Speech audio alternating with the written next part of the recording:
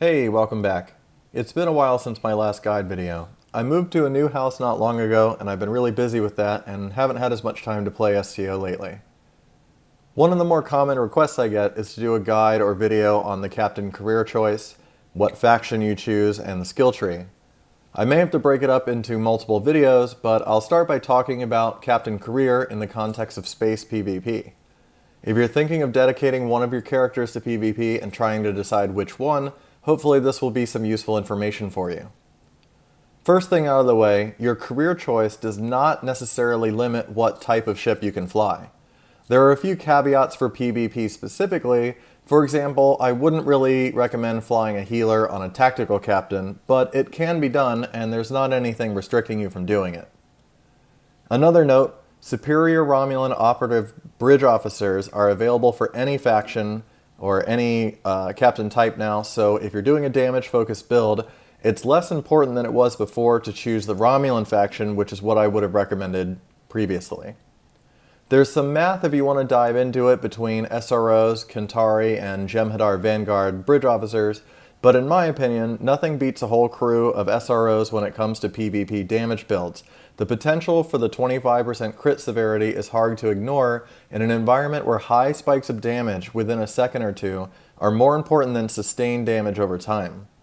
With that in mind, there are some bridge officers that can be useful in certain PvP situations, such as the Lucari, which increases outgoing healing by 10%, or Pirates, which increase perception by 50%, which you might use on specific builds. And of course, for your character, an alien species captain is the best choice, and it's more future-proof than other options. I remember a time when people wanted human captains and Saurian buffs for 3% increased hull regeneration. Nowadays, 3% is almost nothing. An alien captain gets an extra personal trait slot, and at the rate they keep releasing more and more powerful lockbox personal traits, that's the way to go. There's no baked-in species trait that's better than the flexible choice of an available trait slot. The only caveat to this is science captains who choose Jem'Hadar as their faction, but I'll explain a bit more about that when I get to the science career. Getting into the careers, all career choices get you 5 unique active abilities and 1 fleet ability, which is an ability you can use that buffs your entire team for 30 seconds. You also get 2 personal space traits specific to your career choice, and there are some unlockable traits that are career specific. Those aren't all that useful, but I'll mention the ones that are as I go over each career choice. Every captain career has access to some common abilities like evasive maneuvers and brace for impact and relocate mines, but I'm not going to talk about those in this video because there's nothing to compare since all captains get them. It's also worth noting that the 5 active abilities and the fleet ability can all have their cooldowns reduced to roughly half the original time, and there's a few methods of doing that, the most common being the personal trait Intelligence Agent Attaché, but for a long time it was the Starship trait All Hands on Deck. I'm not going to talk about cooldowns in detail, but I'm going to assume that every captain ability has half the cooldown listed on the tooltips for the rest of this video, because that's what you should be seeing in practice as long as you have your build set up correctly. Starting with engineers, this career is more or less recommended as the survivability one, and I'll try not to be too hard on it because I know some people really like this one. The highlight ability is Miraculous Repairs. This used to be called Miracle Worker before they made that into a specialization, so you may see some old guides calling it that instead. It's a large hull heal. In the case of my example escort here, about 40% of my total hull capacity is restored, along with 3,000 shields to each facing, and a 15-second duration secondary shield. Secondary shields are not subject to hardness in a similar way that temporary hull doesn't benefit from resistances, so this tiny amount of secondary shields won't last very long. The heal can be increased by percent healing consoles such as Sustained Radiant Field, Troyus Protocol, and your hull and shield restoration skills such as the passes on Protomatter Field Projector and Reiterative Structural Capacitor. With all of those equipped now, and the skill tree hull restoration maxed out, it still only heals me for about 70k, which is only a little bit over half of my total hull capacity in combat. A dedicated healer might be able to get 100,000 hull restoration out of this, or close to it. Miraculous Repairs has an extremely long 4-minute cooldown, reduced to 2 minutes at best. Engineers do get a free trait called Grace Under Fire, which will reset the cooldown on Miraculous Repairs to 0 if you take 20% damage of your hull within a 5-second period, so that's basically a guarantee in a PvP situation. This has a long cooldown, only once every 90 seconds, so with the minimum cooldown of 2 minutes, this essentially means you can activate Miraculous Repairs twice in a row, roughly every 2 minutes in sustained combat. This ability's biggest drawback, and the reason why I don't recommend Engineers even for healer builds, is that you can't use this on a teammate, only yourself.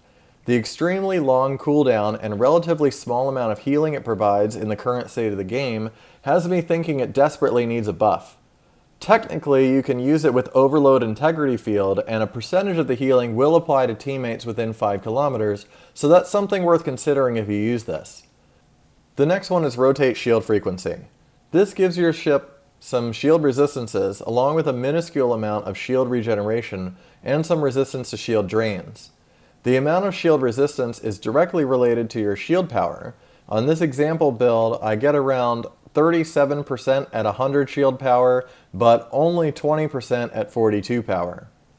You can also increase the amount of shield regeneration by increasing your shield restoration skill, but it doesn't scale very well compared to some of the power creep we've seen in shield healing, or by simply choosing the shield mastery absorption in the skill tree, you can fill your shields completely every 20 seconds, so this isn't really a game changer.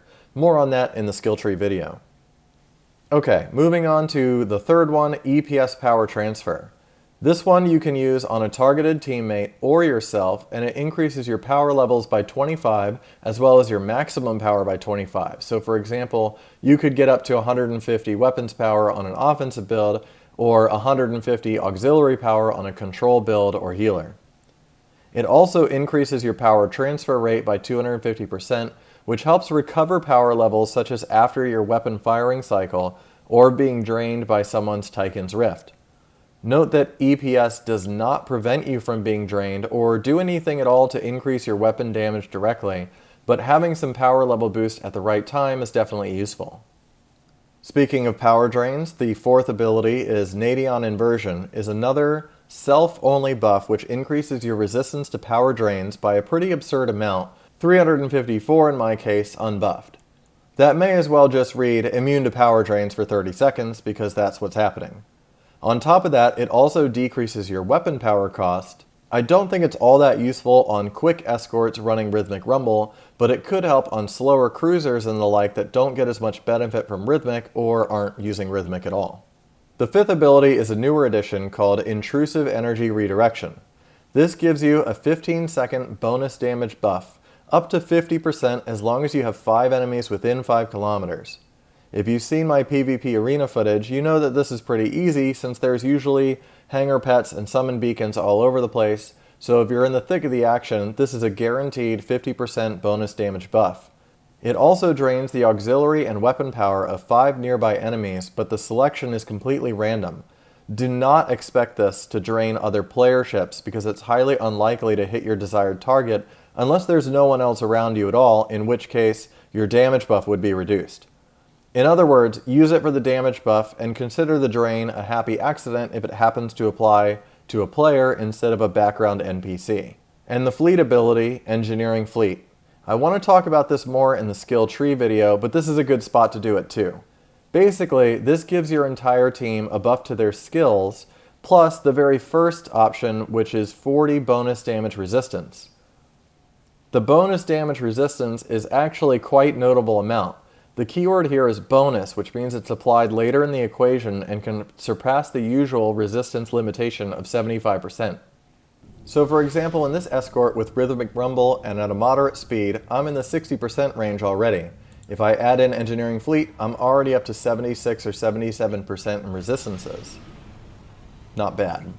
As for the 4 skill increases, it's easier for me to understand these if I convert them to percentages.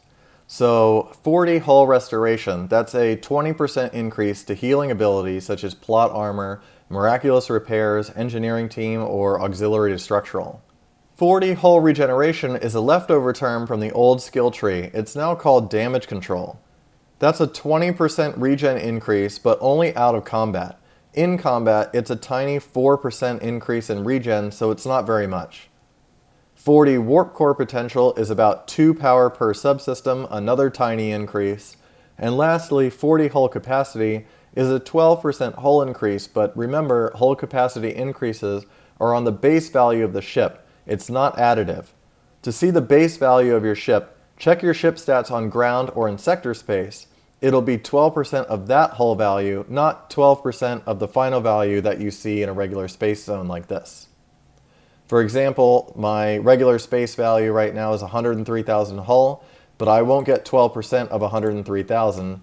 I'll actually get 12% of 69,750, so a lot less. Tactical is next. The highlight of this career is Attack Pattern Alpha, which is a very large critical hit, critical severity, and bonus damage buff. It has a short minimum cooldown of 1 minute, so it's very useful for big damage spikes. Pretty simple, but effective.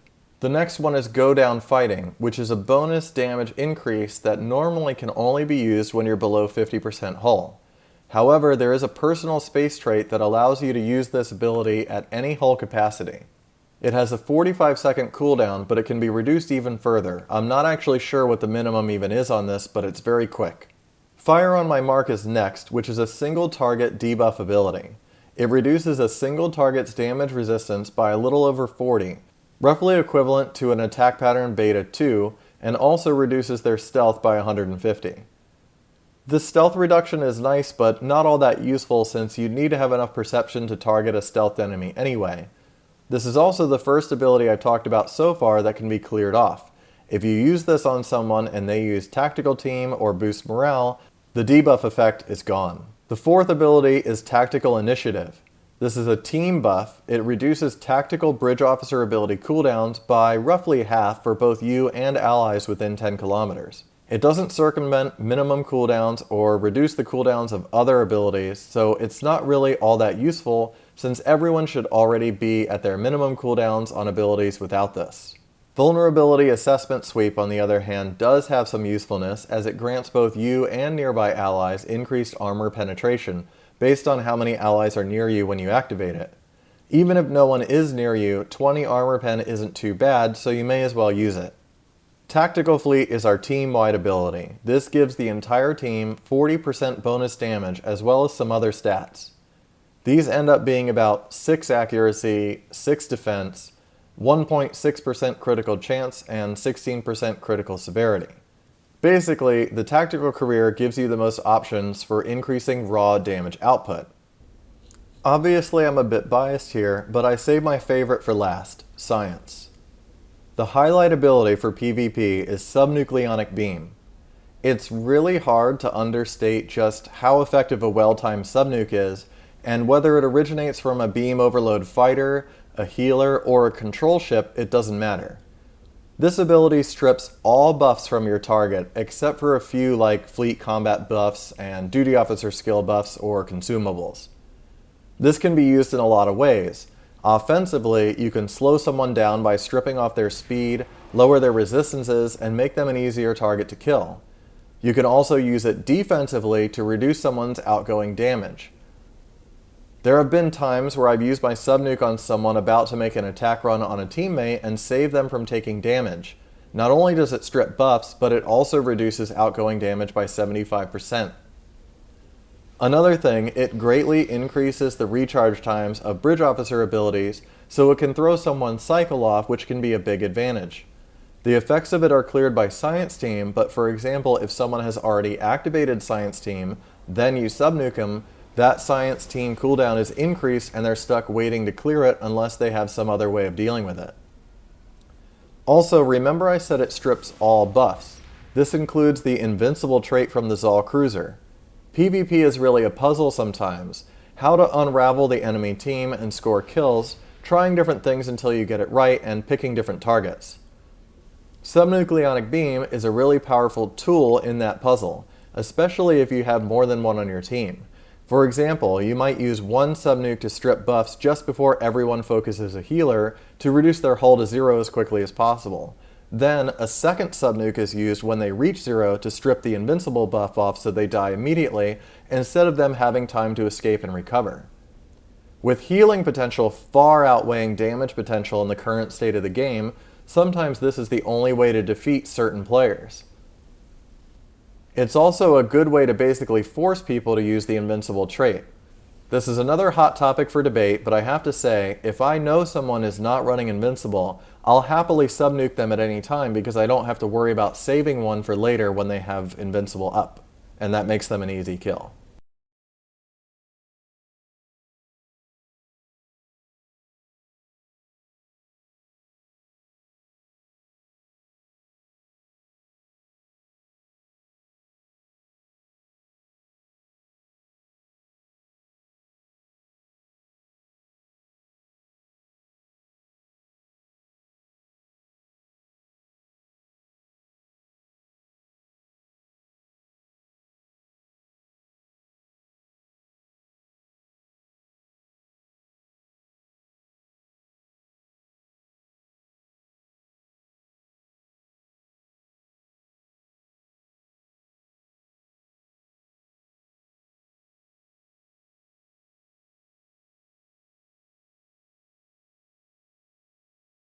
The next one is also extremely potent, Sensor Scan. If you target someone, this will apply a damage resistance debuff as well as subtract 500 stealth from them.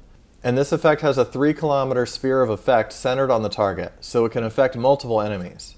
In addition, it also gives your own ship 5% stealth sight, which is 250 more perception. That's potentially an advantage of 750 in the stealth equation, which I've already talked to death in other videos, but this is enough to shift things in your favor substantially when dealing with Intel Team, Exodus, and Lambda users. Also, remember I mentioned this has a 3-kilometer area of effect. If you use it without a target selected, it's centered around your own ship. There have been many times when I fly within 3 kilometers of an enemy Exodus user and hit Sensor Scan, which immediately makes them targetable. This is also very useful since the debuff helps out your teammates too, who might be having trouble targeting the stealth ship. Now all of a sudden, everyone is able to target them for the next 20 seconds. This effect can be cleared by Science Team, but a well-timed one can change the tide of a battle. The third ability I want to talk about is Photonic Fleet, which summons a few pets to help you in battle. Normally, it's just a little filler damage, and they have NPC AI, so they won't necessarily attack your target, and they don't deal a ton of damage anyway. However, I mentioned at the beginning, Jem'Hadar Science Captains have an advantage, and this is it. Also, this is why my free-to-play PvP account is a Jem'Hadar Science Captain. Jem'Hadar photonic battleships had the ability Subnucleonic Beam, just like you do as a Science Captain. You always get at least one battleship, and there's a 15% chance of getting a second or third battleship. While they are dumb, in the sense that they might use the subnuke against a random pet or some other player that you aren't targeting, there are definitely times I've seen a subnuke from one of these photonic pets end up being the reason we score a kill. Seriously, I've been on the receiving end of this. I'll take a random subnuke from the photonic pet, lose my buffs, then an enemy player catches me in a vulnerable state and attacks me with their own subnuke, and I'm dead. While they can use the ability against pets, they do seem to give a preference to player targets, probably something to do with players generating more threat than pets, and while threat isn't factored into player versus player targeting, photonic pets are using PvE targeting rules, if that makes sense. Number 4, Scattering Field. This is an AoE effect centered on your ship, which increases bonus damage based on your auxiliary power level, while also providing a large damage resistance boost. This also benefits your teammates within a 3-kilometer range and can be used to help them out. I usually use it defensively for the damage resistance improvement, and many times in concert with the next ability, number 5, Co-opt Energy Weapons. This ability is the one reason why I recommend Science Captains and Healers and not Engineers. This ability has a 5-kilometer radius, and any enemy ship within this range has their energy damage reduced to 0, and instead 10% of the damage they would normally deal is converted into healing. It's helpful for staying alive yourself, but it can also be used to help out teammates. I have video clips using this ability and flying near enemy fighters, and when the fighter attacks one of my teammates, instead of hurting them, it actually heals my teammate to full in a matter of seconds, much to the frustration of the enemy attacker. Since it scales with your enemy's outgoing damage, this will be an effective ability for a long time into the future. The Science Fleet ability is the only one that's a little bit lackluster.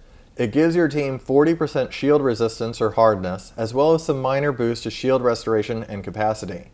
That's all just okay, but minor shield boosts don't play a really huge role in PvP. The best part of this ability is the 40 extra drain and control expertise, which does help your team when dealing with drain builds and control builds, and also placates like pseudo submission, which the duration scales with Control X, for example. That's why I almost always recommend Science Captains for PvP, even for high damage builds. All of the abilities are useful, and they benefit the whole team, not just yourself. Tactical and engineering abilities, excluding the fleet abilities, are mostly for self-buffing and don't have big team benefits. There's a reason why the best pre-made PvP teams are very Science Captain heavy and are used on dogfighters, healers, control, and drain builds alike. In fact, here's a screenshot just from last night of our pre-made PvP team that we were assembling, and the blue dots signify if it's a Science Captain. You'll note that there's only one Tactical Captain, and I'm not on this list, and I flew a Science at the beginning and a Tactical later in the night. I hope that helped, and keep in mind this is all just my opinion based on my informed PvP experience. In the next part, I'll talk more about the skill tree and give a few recommendations for skill trees as I'd use them for different builds. Don't expect anything groundbreaking. The skill tree is really a small part of the build compared to your bridge officer seating and traits. There are a few critical things that you want to take though, so I'll go over those in more detail. To tide you over while you wait for the next video, if you're respeccing your tree, just be sure to grab all 3 points in Coordination Protocols and the 2 points in Shield Mastery, Shield Absorption. Just about any build in the game should have those 5 points at least. Alright, see you next time.